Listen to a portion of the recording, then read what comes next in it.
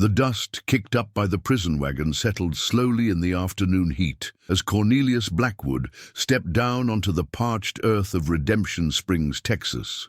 The year was 1873, and the small frontier town served as the last stop for prisoners heading to the territorial penitentiary. Cornelius wasn't like most prisoners, though.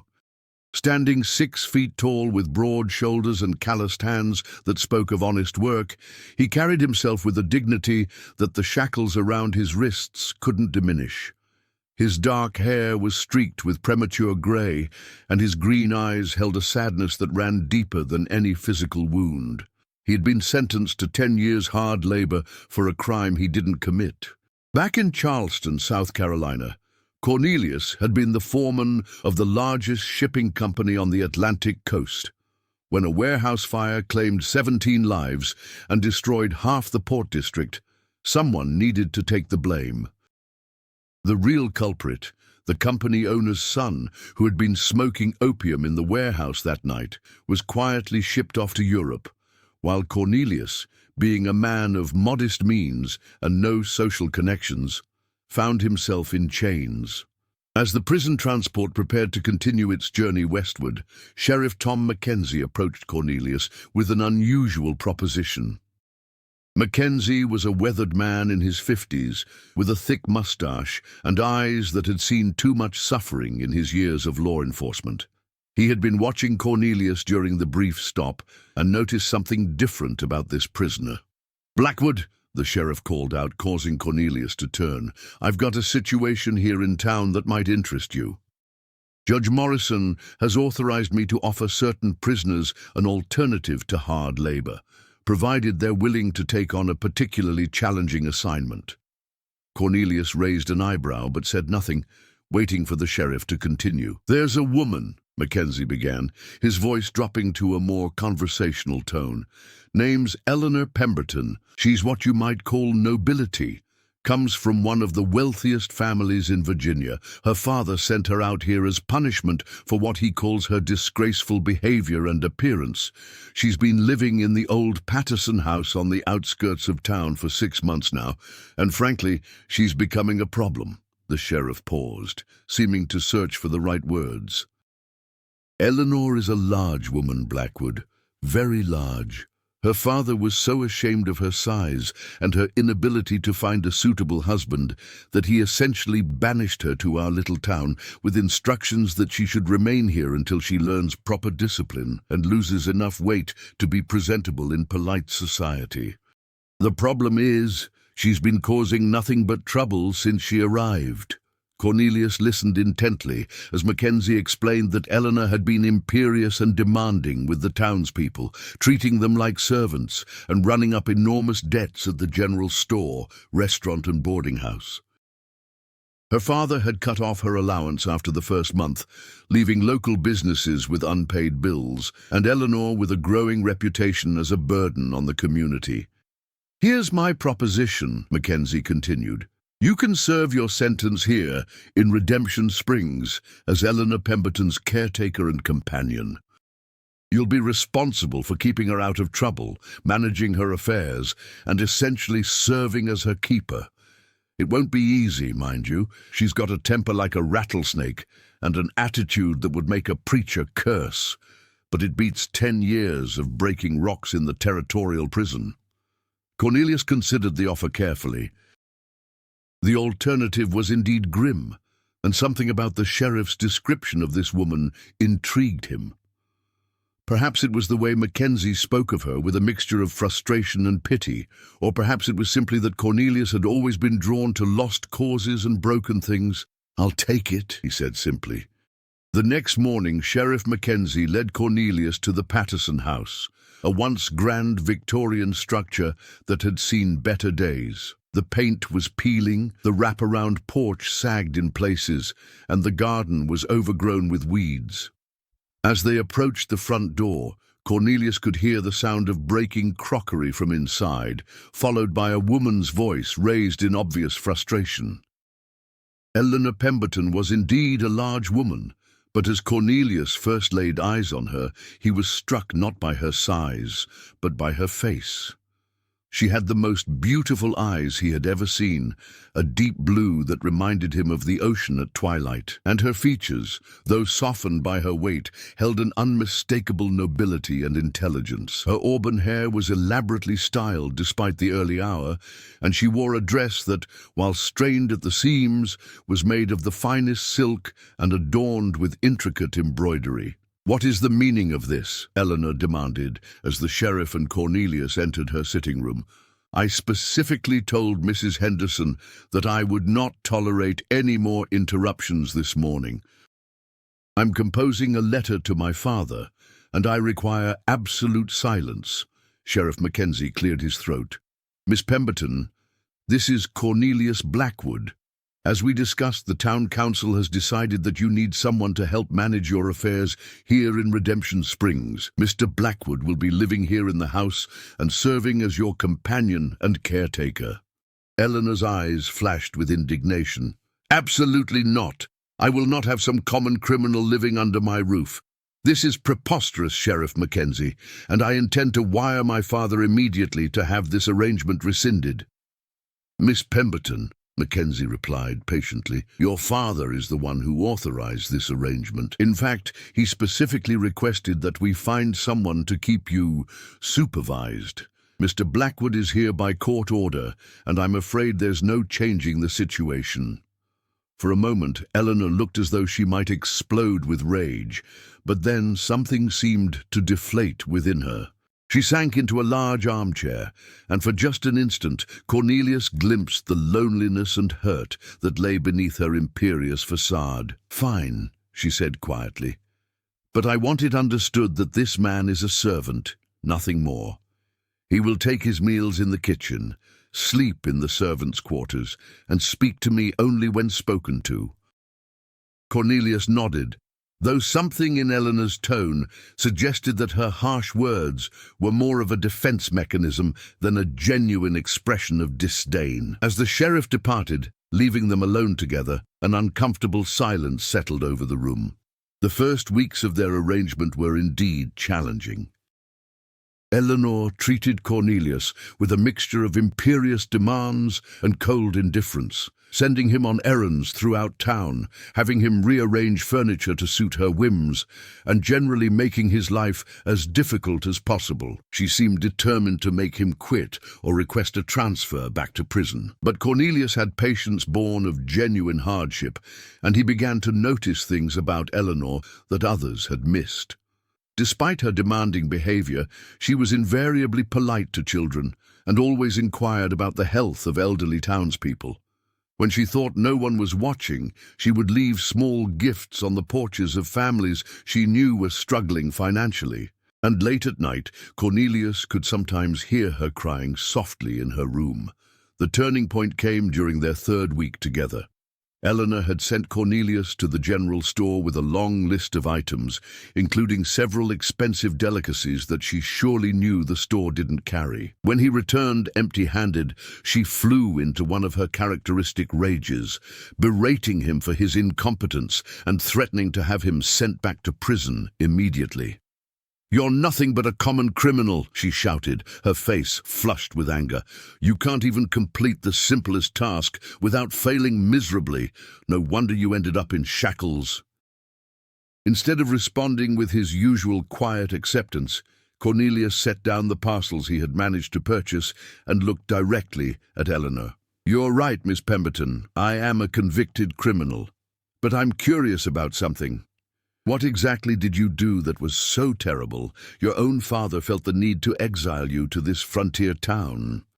Eleanor's mouth opened and closed soundlessly, clearly not expecting such a direct challenge. For a moment, her carefully constructed armor of arrogance seemed to crack, and Cornelius saw the vulnerable woman beneath.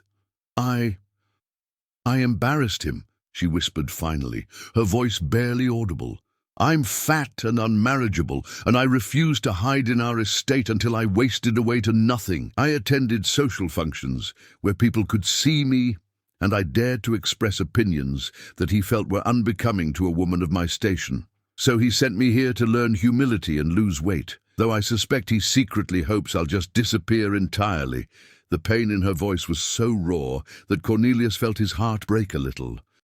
Without thinking, he crossed the room and gently took her hands in his. "Eleanor," he said softly, using her first name for the first time, "you are not an embarrassment. You're a beautiful, intelligent woman who's been made to feel ashamed of herself by people who should have loved and protected you." Tears began to flow down Eleanor's cheeks as she looked up at him in wonder.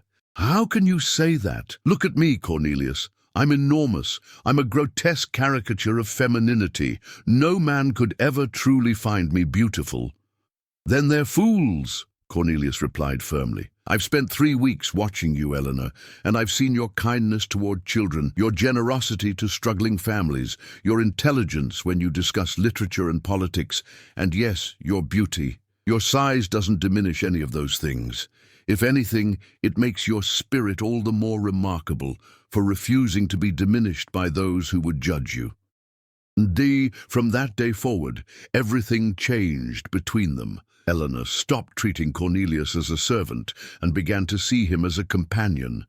They would spend hours discussing books, politics, and philosophy, and Eleanor proved to be one of the most well-educated and thoughtful people Cornelius had ever met.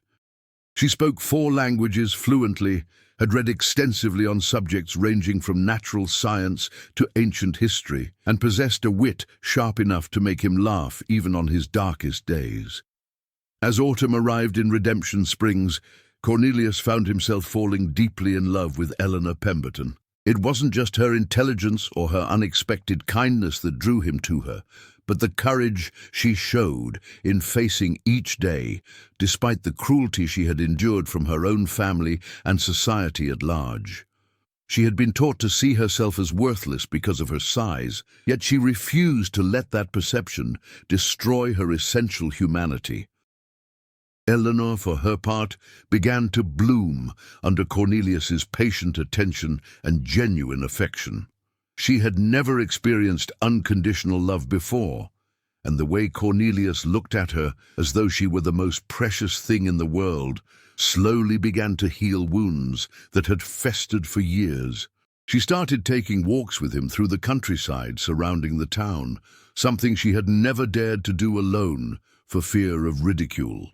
One evening in late October, as they sat together on the front porch watching the sunset paint the sky in brilliant shades of orange and pink, Eleanor turned to Cornelius with an expression of wonder on her face. "I need to tell you something," she said softly. "For the first time in my life I feel beautiful, not because I've lost weight or changed anything about my appearance, but because of the way you see me. You've given me something I never thought I could have." Cornelius took her hand gently. "What's that?" "The knowledge that I'm worthy of love just as I am." That night, Cornelius told Eleanor that he loved her, and she confessed that she had fallen in love with him as well. It was a love born not of physical attraction alone, though he genuinely found her beautiful, but of deep, mutual respect, shared experiences of hardship, and the recognition of kindred spirits who had both been judged unfairly by an unforgiving world. As winter settled over Redemption Springs, their love continued to deepen. Eleanor began teaching Cornelius to read Latin and Greek, while he shared stories of his travels and his work at the Charleston shipyard. They discovered that they both loved music, and Eleanor would play piano, while Cornelius sang in a rich baritone voice that never failed to bring tears to her eyes. The townspeople, who had initially been skeptical of both the imperious newcomer and the convicted criminal, gradually began to warm to the couple. They saw how Eleanor's demeanor had softened, how she now greeted everyone with genuine warmth rather than condescending tolerance. They noticed how Cornelius had brought out the best in her, and how she, in turn, had given him a sense of purpose and dignity that prison would have stolen from him. In December, Eleanor received a letter from her father demanding to know why she hadn't lost any significant weight and why she wasn't begging to return home. Instead of the usual apologetic response, Eleanor wrote back with quiet dignity, informing her father that she had found happiness in Redemption Springs and intended to remain there permanently.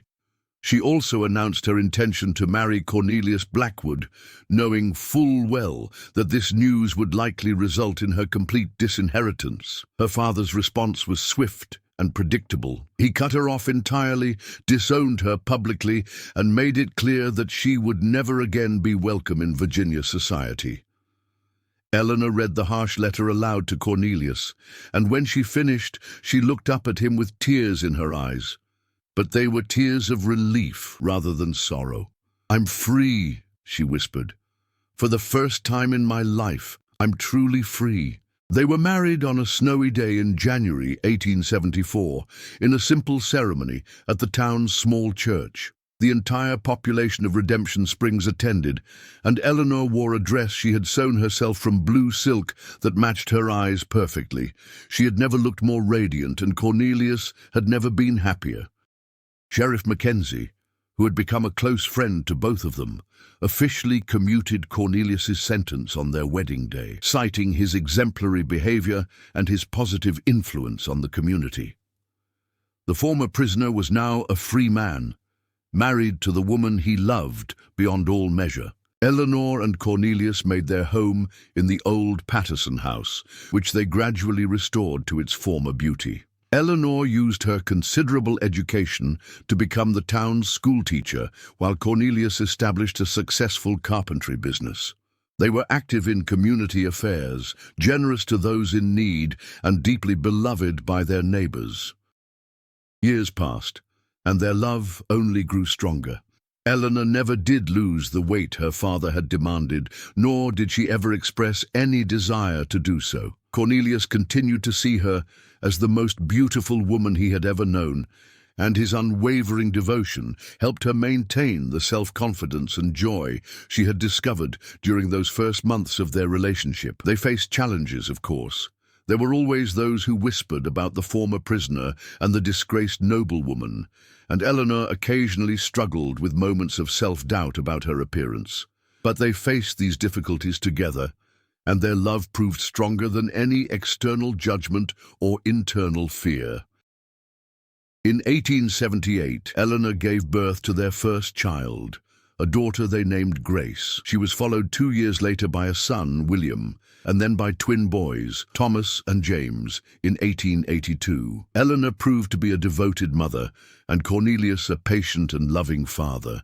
Their children grew up in a home filled with laughter, learning, and unconditional love. As the frontier town of Redemption Springs grew into a proper city, Eleanor and Cornelius grew old together, their hair turning gray and their faces weathering under the Texas sun. But the love in their eyes, whenever they looked at each other, never dimmed, and visitors to their home often remarked on the obvious affection and respect that still existed between them after decades of marriage. Eleanor often reflected on the strange twist of fate that had brought them together. What her father had intended as punishment for both of them had instead become the greatest blessing of their lives. She had been given to Cornelius as though she were a burden to be endured, but he had seen her as a gift to be cherished. In her later years, Eleanor would sometimes receive visitors from back east, usually distant relatives or family friends who were curious about the disgraced Pemberton daughter who had disappeared into the wilderness. They invariably seemed surprised to find a woman who was genuinely happy, surrounded by a loving family and respected by her community. Eleanor would serve them tea and speak graciously of her life, never once expressing regret for the choices that had led her to Redemption Springs and to Cornelius. When Cornelius passed away peacefully in his sleep in 1903, Eleanor mourned him deeply, but without bitterness. She had been blessed with nearly 30 years of perfect love, which was more than most people ever experienced. She lived for another 7 years, spending her time with her children and grandchildren, continuing to teach at the local school and maintaining the beautiful garden she and Cornelius had created together. On her deathbed, surrounded by her family, Eleanor's last words were about the man who had loved her when the world told her she was unlovable. "He saw me," she whispered with a smile. "He really saw me, and he loved what he saw." The story of Eleanor and Cornelius became legendary in Redemption Springs, passed down through generations as a testament to the power of true love to transcend society's expectations and judgments. Their house still stands today, now a museum dedicated to their memory and to the simple truth that love recognizes no boundaries of social class, physical appearance, or past mistakes. Theirs was a love that transformed two people who had been cast aside by society into pillars of their community, and their legacy continues to inspire those who believe that everyone deserves to be loved for exactly who they are. If you enjoyed this tale of love and redemption from the Old West, please give this video a thumbs up and subscribe to our channel for more incredible stories from America's frontier days. In the comments below, tell us about a time when someone saw the best in you when others couldn't, or share your thoughts about what makes true love different from mere attraction. We love hearing from our viewers, and your stories often inspire our next episodes.